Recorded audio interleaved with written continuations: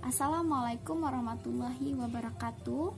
Perkenalkan, nama saya Fitria Nazmi dari kelas A02 NIM 1810127224 untuk memenuhi tugas mata kuliah Pendidikan Anak dengan Kelainan Majemuk. Dosen pengampu Dewi Ekasari Kusumastuti MPD.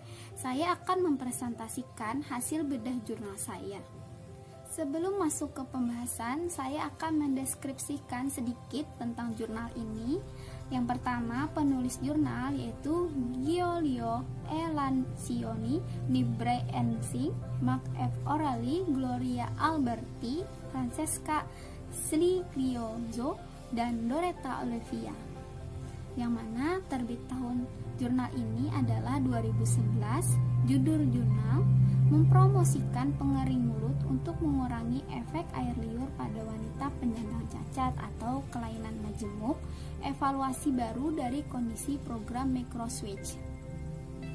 Nama jurnal Neurorehabilitasi Perkembangan. Selanjutnya, volume jurnal 14, nomor jurnal 3, halaman jurnal 185 sampai 190. Yang membedah jurnal yaitu saya sendiri, Fitria Nazmi. Tanggal membedah 28 April 2020. Pembahasan dalam bedah jurnal ini adalah yang pertama, temuan masalah pada jurnal, yang kedua, hasil penelitian pada jurnal, yang ketiga, kesimpulan jurnal, dan yang keempat, temuan teori pada jurnal berkaitan dengan anak kelainan majemuk beserta daftar pustakanya. Temuan masalah pada jurnal yaitu suatu masalah yang sering ditunjukkan oleh orang-orang dengan cacat fisik dan intelektual adalah ngiler, yaitu kehilangan air liur selama periode terjaga. Masalah ini tampaknya karena variabel seperti produksi air liur yang berlebihan, menelan dengan tidak konsisten, moleklusi mulut, dan pengeringan penyapuan yang tidak memadai respon daripada fungsi sosial.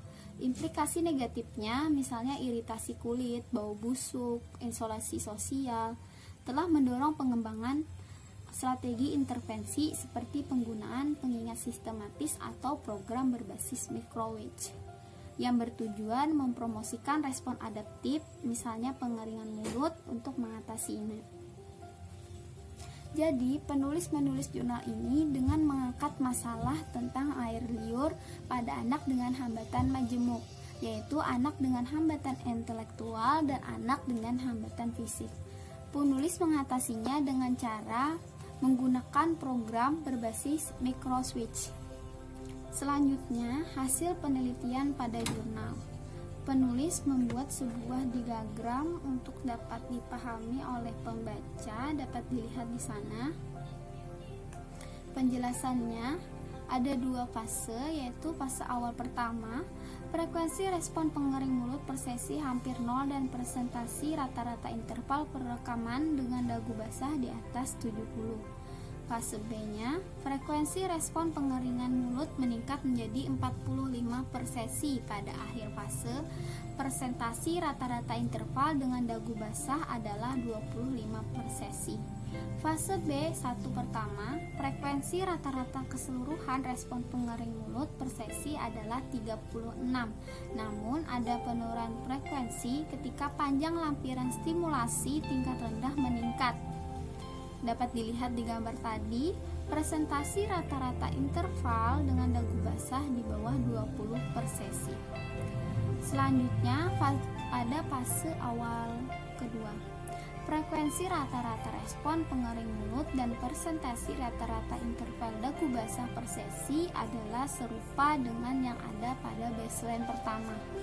Fase B1 kedua, selama fase B1 kedua, frekuensi rata-rata respon pengering mulut per sesi adalah 33.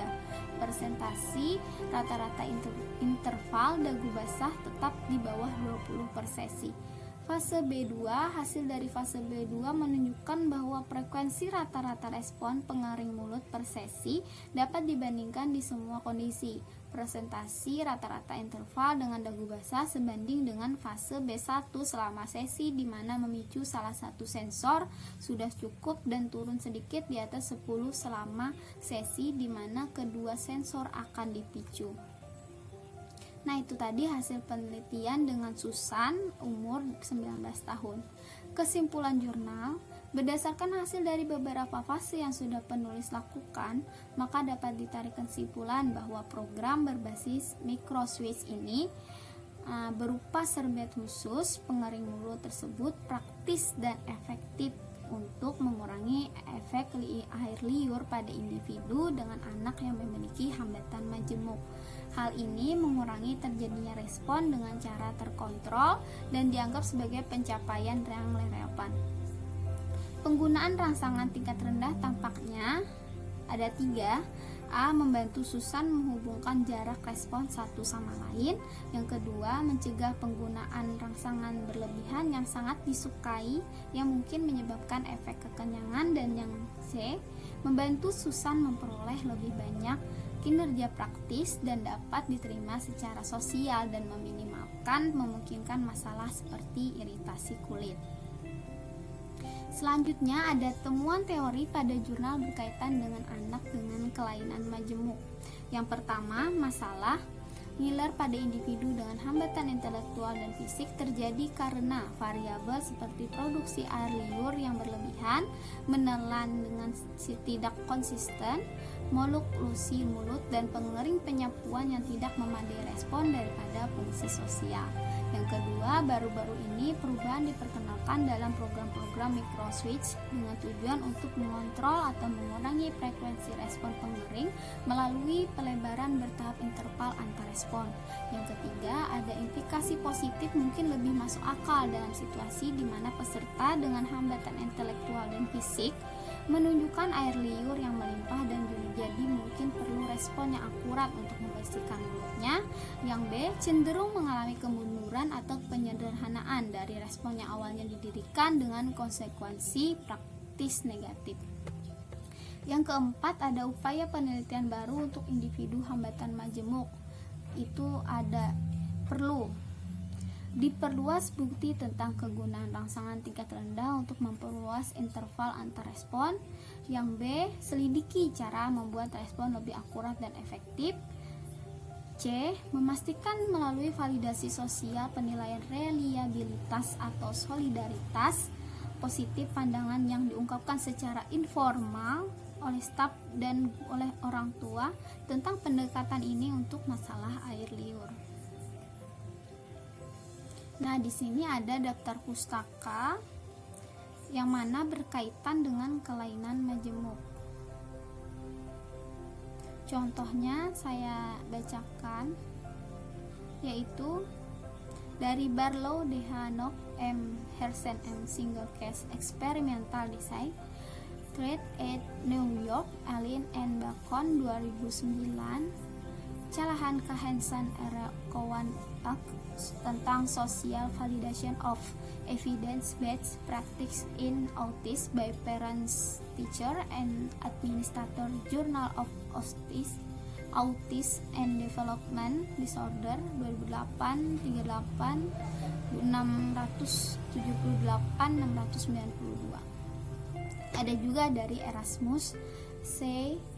Van Hals, Karatefal LZC, Zengeros PH, Van der Hogen FGA, Rowleford and Ratefal Z. Tentang drooling in cerebral palsy, hyperactivation of dysfunctional oramotor control, development medical and neurology 2009. Dan ada beberapa lagi, dan di sini juga dari sumber penulis itu sendiri, yaitu Lancioni GE. Nah, di sini saya akan mengomentari tentang jurnal yang sebenarnya mungkin menurut saya itu adalah kelebihan dan kekurangan dari jurnal ini sendiri. Yang pertama, kelebihan, sistematika cukup tersusun dengan baik dan jelas, abstraknya cukup jelas karena sudah tertulis tujuan, metode, hasil, dan kesimpulan dari penulis. Ini dari segi penulisan. Kemudian kekurangannya dari segi penulisan, yaitu dalam penyampaiannya tidak disertai dengan catatan kaki yang mana dapat membantu pembaca dalam menganalisis atau memahami isi dari jurnal. Yang kedua, dalam menjelaskan alat microswitch ini berupa serbet khusus ini sulit digambarkan pembaca bagaimana bentuknya meskipun sudah dijelaskan penulis, tetapi akan lebih baik lagi jika dimuat langsung dengan gambar alat. Kemudian ada kelebihannya dari segi materi. Program microswitch yang dirancang sangat membantu temuan masalah yang diangkat penulis pada jurnal ini. Yang kedua, metode yang dinilai sesuai dengan jurnal penelitian dan program yang akan dilaksanakan. Yang ketiga, disimpulkan dalam bentuk diagram agar lebih mudah dipahami.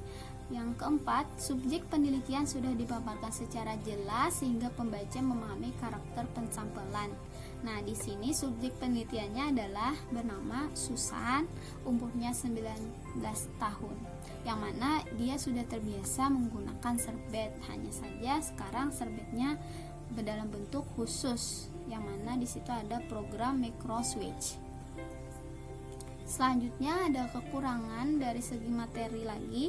Penulisan fokus ke hambatan intelektual anak dan kurang membahas tentang hambatan fisik anak. Yang kedua, tidak terdapat poin khusus kesimpulan dari hasil penelitian secara menyeluruh, hanya dijelaskan secara singkat di abstrak. Yang ketiga, subjek penelitian hanya satu orang, yaitu Susan, dan alangkah lebih baik lagi jika subjek penelitian terdiri dari beberapa individu agar mendapat beberapa perbandingan. Nah, setelah saya membaca-baca jurnal ini, perolehan pengetahuan yang saya dapat yaitu bahwa suatu masalah yang sering ditunjukkan oleh orang-orang dengan cacat fisik dan intelektual adalah ngiler, yaitu kehilangan air liur. Hal ini karena produksi air liur yang berlebihan, menelan dengan tidak konsisten, oklusi mulut dan pengering atau penyapuan yang tidak memadai. Dan air liur bisa membuat individu kurang dapat beradaptasi di sosial dan berisiko iritasi kulit.